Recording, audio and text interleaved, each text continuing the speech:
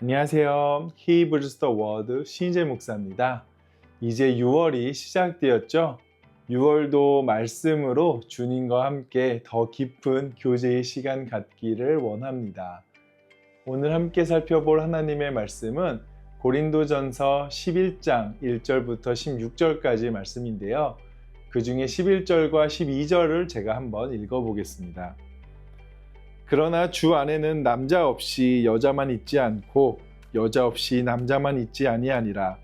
이는 여자가 남자에게서 난 것 같이 남자도 여자로 말미암아 났음이라. 그리고 모든 것은 하나님에게서 났느니라. 아멘. 오늘 본문에서는 남자와 여자에 관한 이야기가 나옵니다.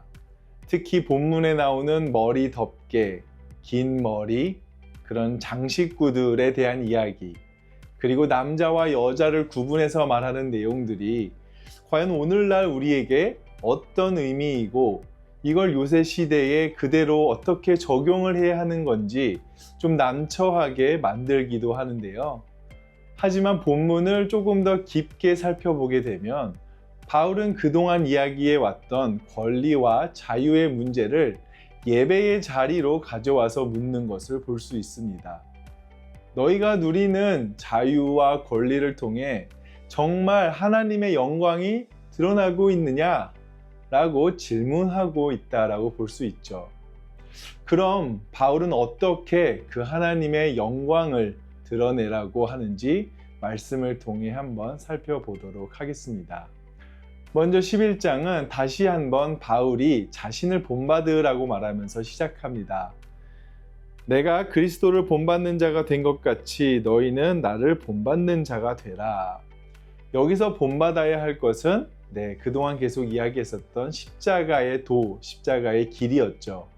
자기 권리를 사랑 안에서 자발적으로 내려놓는 그런 모습이었습니다.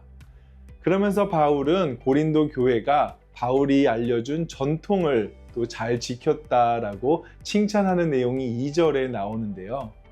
여기서 바울이 말하는 전통은 본문에 있는 4절과 5절을 근거로 해서 생각해 볼 수 있습니다. 4절과 5절을 보게 되면 남자가 기도하거나 예언을 할 때, 그리고 여자가 기도하거나 예언을 할 때의 모습을 다루는데요. 즉 바울이 칭찬하는 예배의 자리는 남자뿐만이 아니라 여자도 모두가 함께 기도하고 예언하는 자리를 가리키는 것을 볼 수 있습니다. 이것 자체가 1세기 그레코 로만 사회에서는 충격적인 새로운 내용이었기 때문입니다. 이런 십자가의 길을 어떻게 보면 따르고 있었다라고 볼 수 있는 것이죠.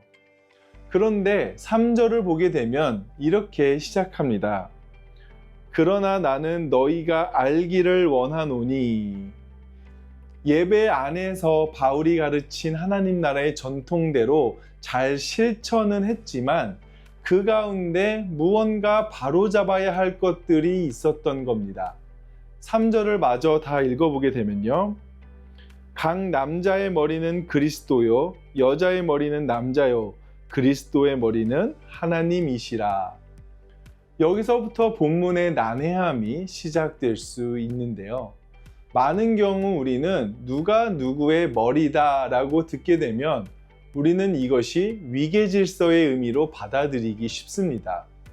그런데 여기서 사용되고 있는 머리라는 단어의 헬라어 케팔레를 좀 살펴보게 되면요. 구약 성경의 헬라어 번역에서 케팔레가 대부분 우리 몸의 머리를 가리킬 때만 사용이 되었고 우두머리라든지 통치자를 표현할 때는 다른 단어를 사용했다라는 겁니다. 즉 본문의 케팔레는 위계적 질서, 위계적 지배가 아니라 근원이나 기원의 의미로 보는 것이 더 적절하다라는 것이죠. 그래서 11장 12절을 보게 되면 바울은 또 이렇게 이야기하는 것을 볼 수 있습니다. 이는 여자가 남자에게서 난 것 같이 남자도 여자로 말미암아 났음이라.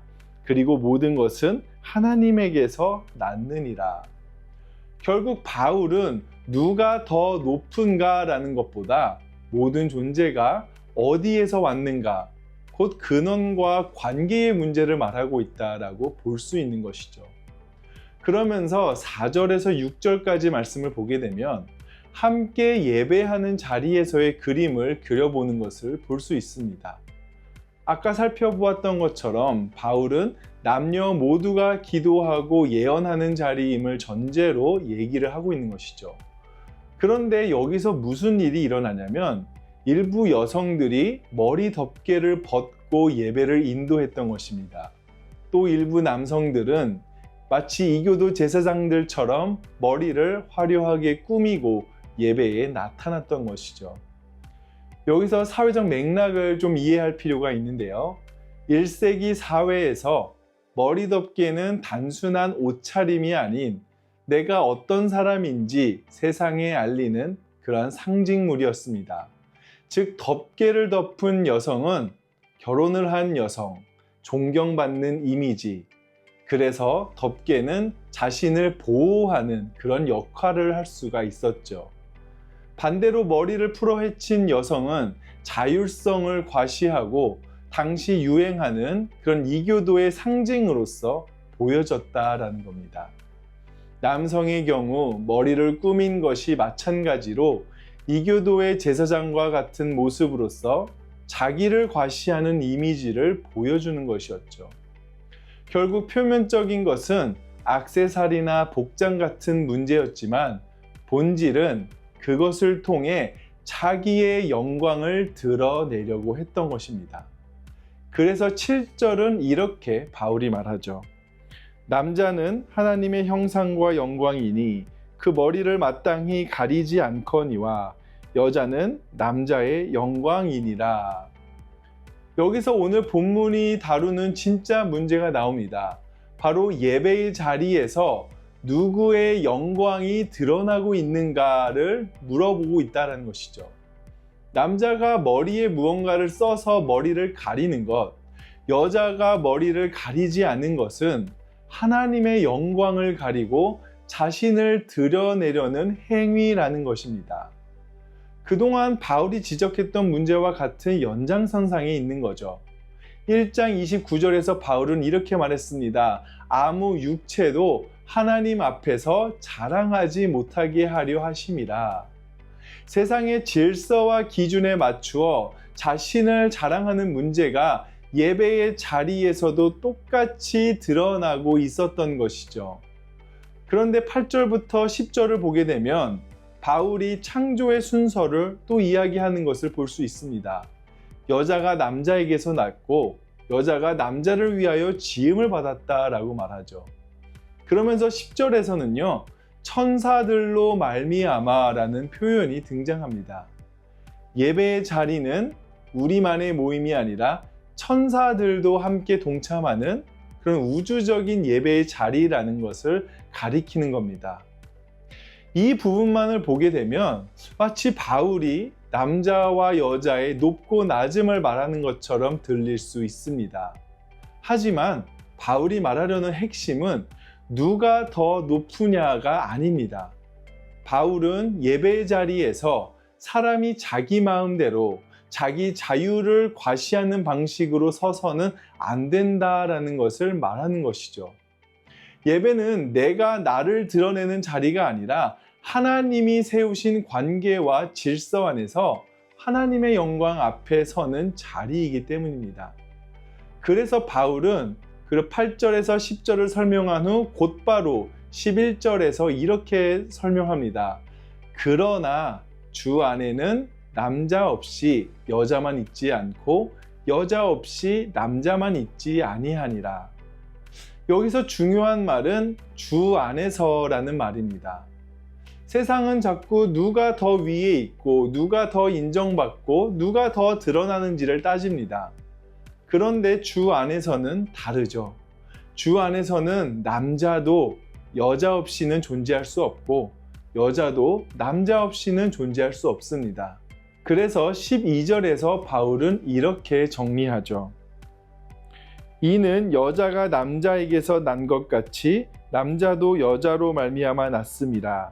그리고 모든 것은 하나님에게서 났느니라. 이것이 오늘 본문에서 말하는 받은 자의 자리입니다.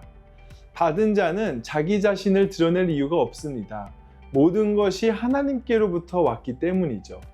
다시 말해 우리는 스스로 선자들이 아니라 하나님께로부터 생명과 은혜를 받은 자들이라는 거죠. 남자든 여자든 지위가 있든 없든 은사가 많든 적든 결국 모든 것이 하나님께로부터 왔다라는 겁니다. 그렇기 때문에 바울의 결론은 분명합니다. 남자든 여자든 모두가 하나님께로부터 받은 자라면 누구도 자기 자신을 자랑할 수 없게 된다는 것이죠. 예배의 자리는 내가 드러나는 자리가 아니라 함께 하나님의 영광 앞에 서는 자리여야 한다는 겁니다. 그런데 받은 자라는 사실을 잊게 되면 사람은 자기 영광만 드러내는 것이 아니라 더불어 자기 옳음도 끝까지 주장하게 됩니다. 그래서 바울은 16절에서 논쟁하려는 생각을 가진 자들에 대해서 말을 하죠. 이 말은 단순히 의견이 있는 사람이 아니라 이기기를 좋아하는 사람, 자기 주장을 끝까지 관철시키려는 사람을 가리킵니다. 바울은 그런 태도가 하나님 나라의 공동체에는 어울리지 않는다라고 말합니다. 교회는 자기 옳음을 증명하는 사람들이 모인 곳이 아니라 하나님께 받은 자들이 함께 하나님의 영광 앞에 서는 공동체이기 때문이죠. 오늘을 살아가는 우리도 마찬가지입니다. 가정에서도 직장에서도 교회 안에서도 우리는 어느새 무엇이 하나님께 영광이 되는가 보다는 내가 맞다라는 것을 어떻게 증명할까에 더 많은 마음을 쓸 때가 있습니다. 하지만 받은 자는 다투지 않습니다. 받은 자는 자기 옳음을 끝까지 증명하려 하지 않는다라는 거죠. 또 받은 자는 자기 주장을 내려놓고 함께 하나님의 영광 앞에 서는 사람들이라고 오늘 말씀은 말하고 있습니다.